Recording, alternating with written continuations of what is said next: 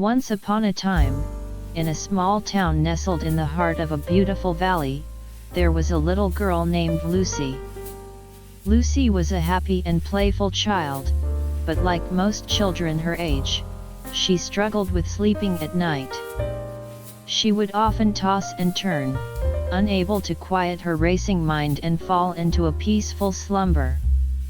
One day, while Lucy was playing in the park, she stumbled upon a dusty old bookstore. She had never noticed the shop before, but the old-fashioned sign hanging above the door read, "Sleepy Time Storybook." Intrigued, Lucy ventured inside. As she crossed the threshold, she was greeted by the sound of pages turning and soft music playing in the background. The shop was dimly lit, and Lucy had to squint to make out the titles of the books lining the shelves.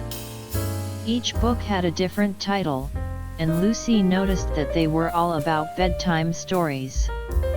As she perused the shelves, she heard a soft voice coming from the back of the shop. "Hello, little one. Is there something I can help you find?" Lucy turned to see an old woman sitting behind a small wooden desk. The woman had a warm smile on her face and kind eyes that sparkled with wisdom and joy. Lucy approached the desk, and the woman reached out to take her hand. "Are you having trouble sleeping at night?" she asked. Lucy nodded shyly, and the woman chuckled. "I thought so. Well, let me show you something that might help." She led Lucy to a section of the store that she hadn't noticed before. There, on a small pedestal, was a book with a beautiful, glittering cover. It was titled The Sleepy Time Storybook. "This book is very special," the woman explained. "It contains stories that have been passed down from generation to generation, stories that have helped children all over the world drift off to sleep. Would you like to hear one?" Lucy nodded eagerly, and the woman opened the book to the first page. As she began to read, Lucy felt a sense of calm wash over her. The words were soothing, and the story was gentle and peaceful. She listened intently as the woman read, and before she knew it, she was drifting off to sleep. From that night on, Lucy returned to the Sleepy Time Storybook every evening before bed. She listened to stories about brave knights and fair maidens, about talking animals and magical forests. Each story was more enchanting than the last, and each night she fell asleep more quickly than before. Over time, Lucy began to notice a change in herself. She felt more rested and energized in the mornings, and her dreams were filled with adventure and wonder.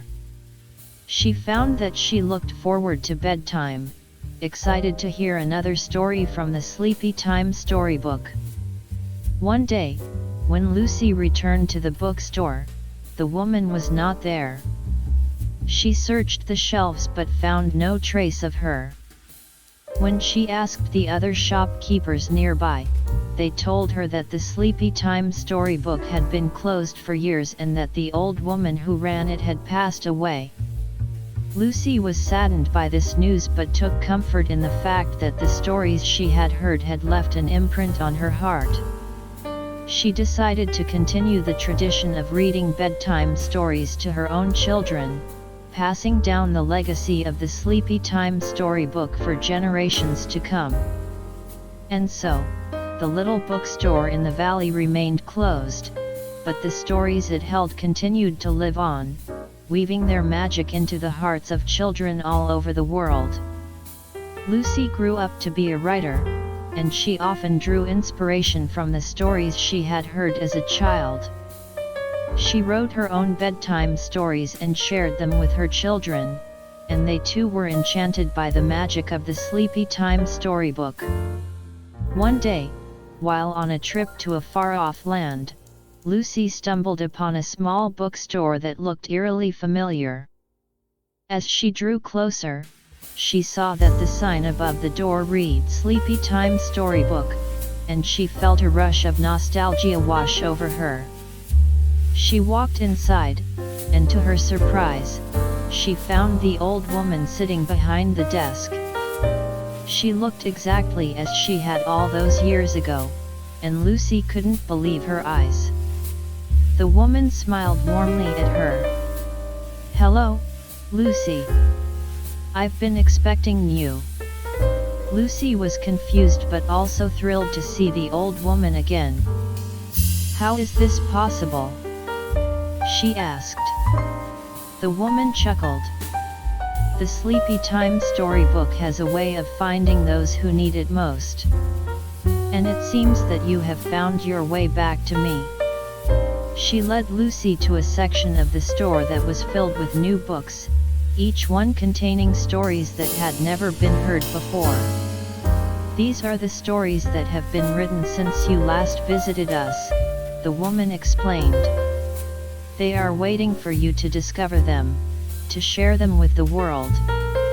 Lucy spent hours in the bookstore, reading the new stories and taking notes. She felt as though she had been given a gift, a second chance to keep the magic of the Sleepy Time Storybook alive.